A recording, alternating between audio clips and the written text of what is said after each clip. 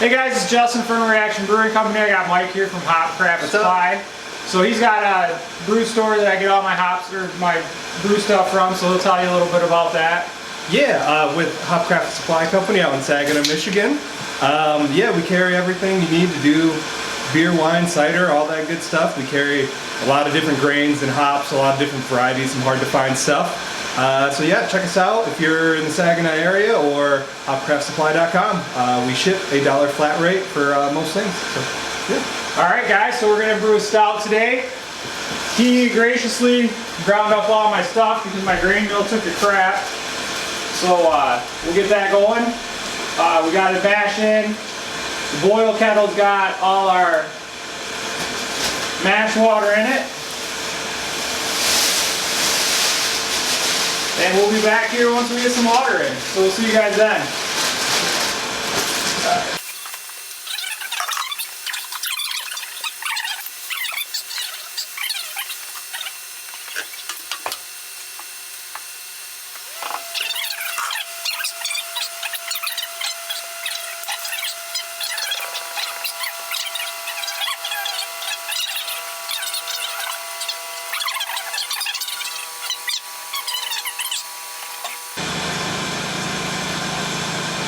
You're really good at math. You do that in your head.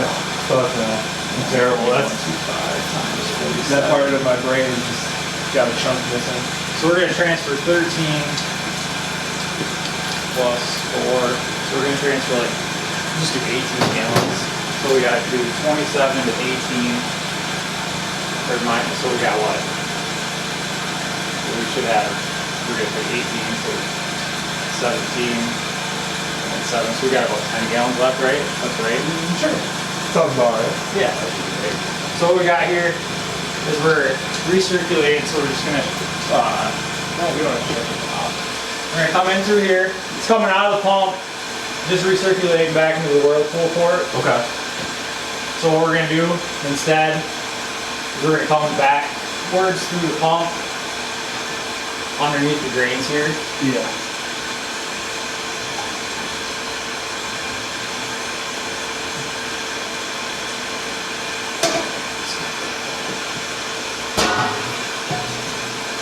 How many brews have you done with this? Two. Two? Oh, we put that in there.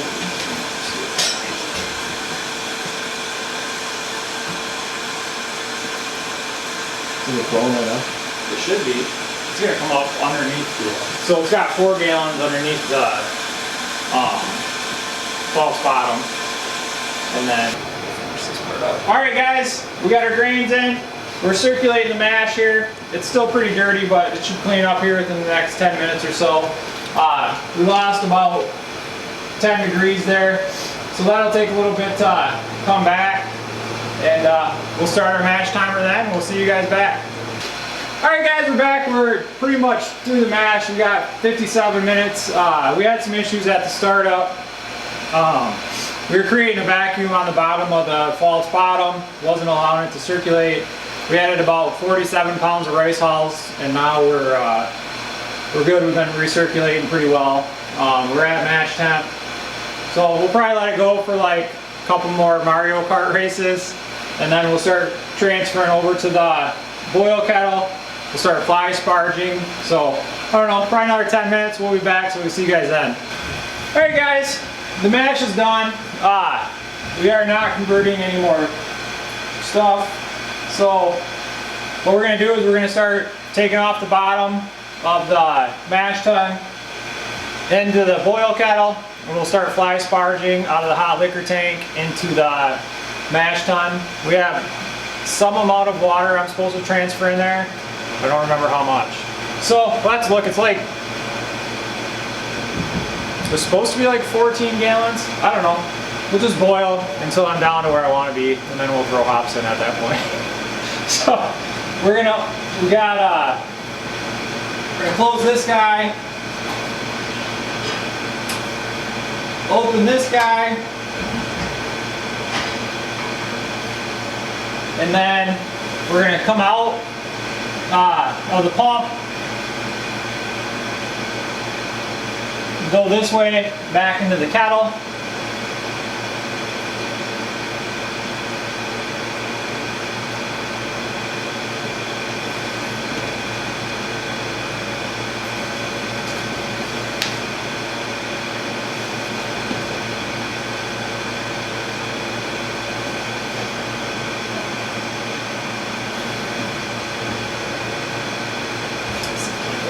excessively fast. And then we're also going to crack this line here, which will start rinsing out the Herms coil with clean liquid.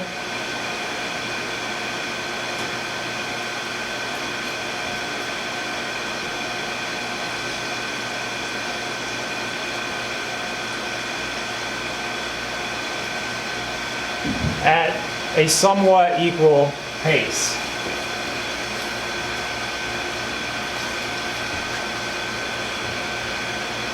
So that's all there is. We'll take you over.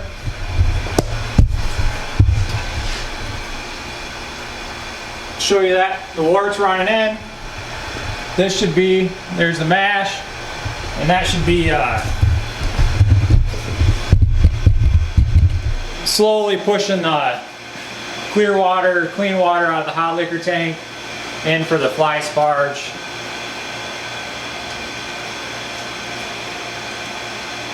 So, all right, we're gonna fly sparge. I think it's like 13 gallons. And then we'll be back to start the boil. So we'll see you guys here in probably a half hour, 45 minutes. Hey guys, so we're finishing up the fly sparge. We stopped the sparge. We're just pulling all the rest of the liquid wort out. We over sparged a little bit. We got about 27.5, 28 gallons right now. We got a little more to go. So all we're gonna do is just, once we start boiling, I'll set it a little high, probably 50%, 60%, and I'll boil that off till I get down to about probably 18, 19 gallons. And then we'll start our hop timer at that point. So we'll start putting our hops in.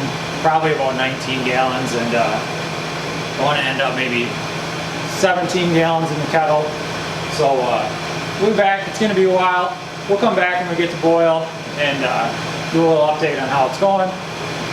We still got to grain out the mash tun, so we'll be back for that too. So we'll see you guys back here in a little bit. All right, guys. So we're going to grain out here. We got everything transferred in the boil kettle. We're heating up to boil.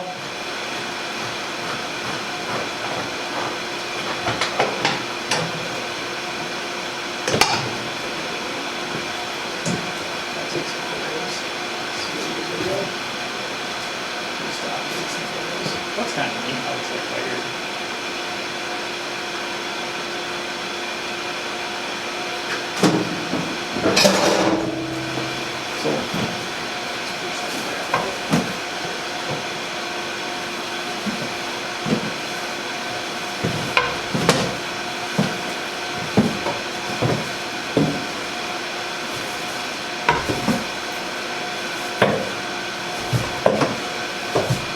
Hang on.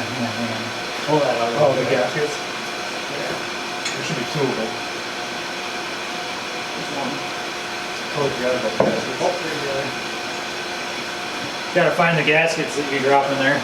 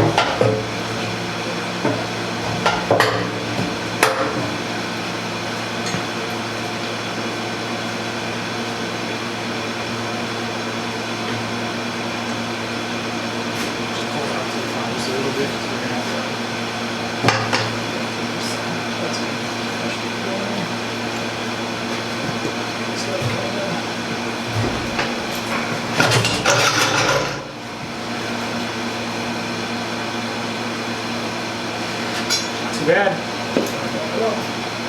Alright guys, we got our emptied out. I think it was 47 pounds, something like that of grain, plus about 86 pounds of rice hulls. So we're gonna take this out, dump it. We're on our way to boil. We're up to 167, so we'll be a little while. We'll be back for the boil. We'll see you guys then. Alright guys, we're down to about, we'll call it 19 gallons.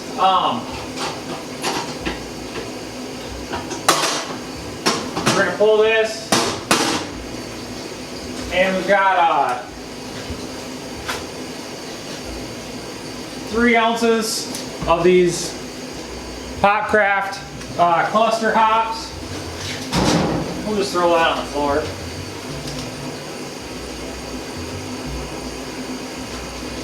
So we're gonna have these guys. These are our boil hops, or bearing hops, whatever you want to call them.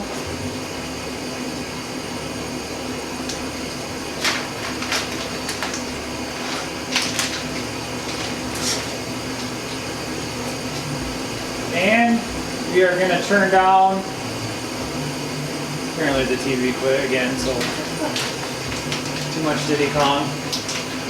Not enough Diddy Kong. We're going to turn down our boil percentage to 55, and then put our thingy-majig back together. And we'll say, Alexa, set timer for 30 minutes.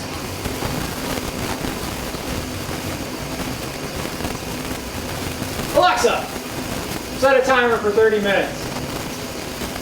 Second timer, 30 minutes, 40 minutes. Apparently she started the first timer and just never told me. So, anyway, there we go. We got our cluster hops. We're going to come back. And for the first time ever, I'm going to use a Magnum.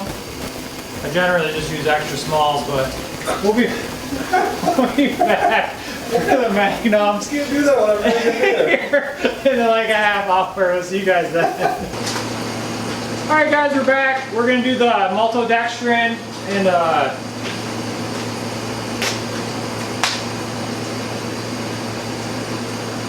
looks like we're from Colombia here. Lactose addition.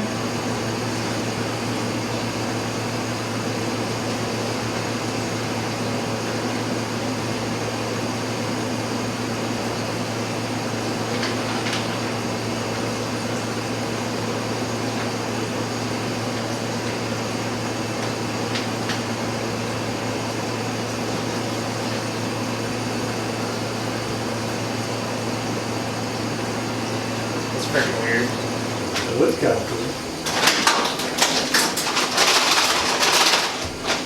So I'm wondering if we should still go with the full 2 and 2. Just because it's going to be... What do you think? You decide. You tell me. I what- decide? Yeah. I probably would. Okay. Don't blame me if it comes out shitty though. Don't blame anybody. So we're still well below where we're supposed to be, but we did find out I had the wrong valve installed on the mash tun, so that was probably part of our early on issues.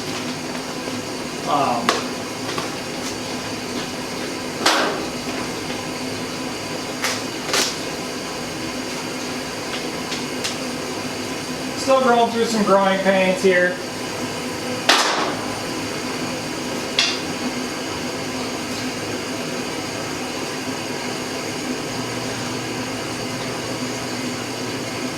It's like melting it in midair. All the steam.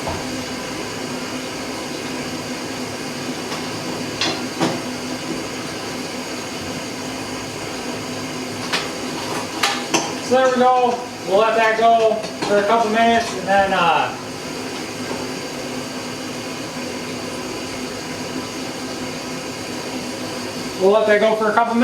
and then what we're going to do, circulate through the chiller to sanitize the chiller, and then we'll start knocking out into the tank. So we'll be back here, I don't know, probably 15 minutes. We'll see you guys then. Alright guys, It's been an undetermined amount of time. We've been boiling like 2.5 hours maybe. So we're gonna grab this guy out. And what we're gonna do, we got our magnums, you guys know, and we're gonna kill our water pump, kill our boil, or our elements. What we'll do is just pour these in, and then we got cold water here.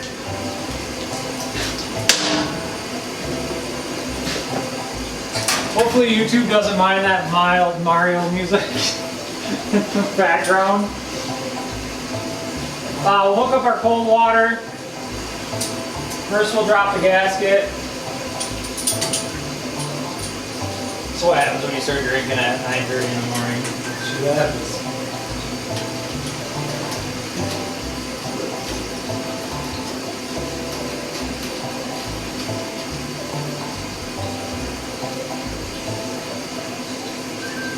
And this is a complete waste of time, but we'll hook our water up there. We'll shut our cooling water on our condensate stack. We'll start pushing through there. And then when I'm done eating my pulled pork sandwich, which is the actual thing that we're waiting for, we'll start crashing directly out of the chiller into the fermenter. This recirculation stuff, this will crash us down to pitching temps, no problem. So we're gonna eat, and we'll be back in like 5 minutes to do the actual real work. All right, guys, we're done. We transferred. We missed that part. We were busy playing Mario World. So we got our White Labs Clarity Firm. We're gonna add a precise amount. It's 10 milliliters per 15-gallon batch. Oh, that was 10 milliliters right on the dot. You don't want to go over, that's for sure. Very important.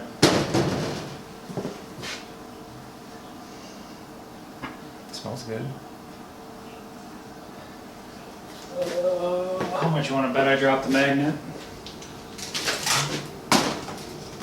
Oh, $50 I dropped the magnet. I'm excited to watch you drop the magnet. It's gonna happen. You already dropped 2 gaskets. I dropped the magnet in that on the last brew.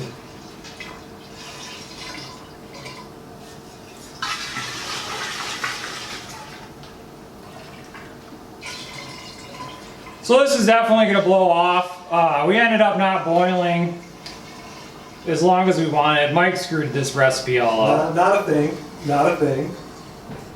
Maybe a thing. Hey, look at that. Still in there. That's how you know you're a pro. So that's the end of brew day. We ended up at 1068. We were low. We started off. We had a rough mash. I think the valve. We basically determined the valve probably clogged. I don't know why the system came with different size orifices. That's a word, right? Sure, why not? Nah.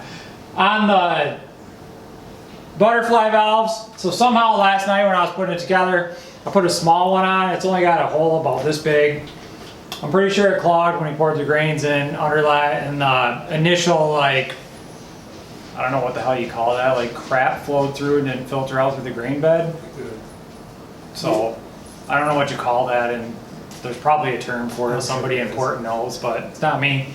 So anyways, I'm pretty sure we clogged that up and we kept blowing it out or cleaning it out. And as we thinned out the mash with the rice hulls and the extra water and all that stuff, we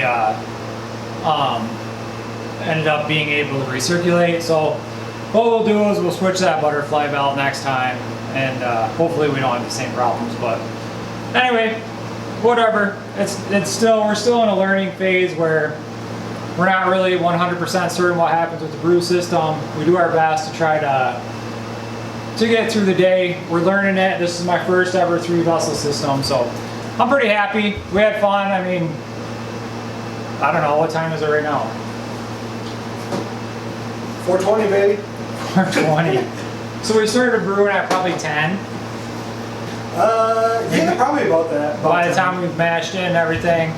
So really considering we boiled off an extra over 10 gallons and we had issues with the mash. It really wasn't that bad of a brew day in the end. I mean, it took longer than expected, but it's still not terrible.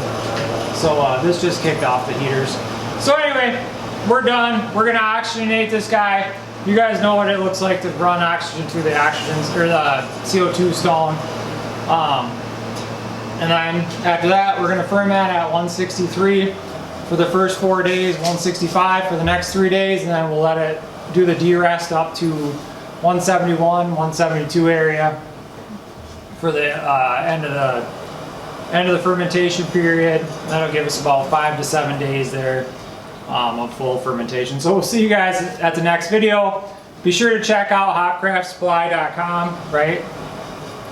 Mike says goodbye. It's hopcraftsupply.com. Yes. Okay. Hopcraftsupply.com. So hopcraftsupply.com, they ship all over the United States. I imagine they ship all over the world if you're willing to pay for it.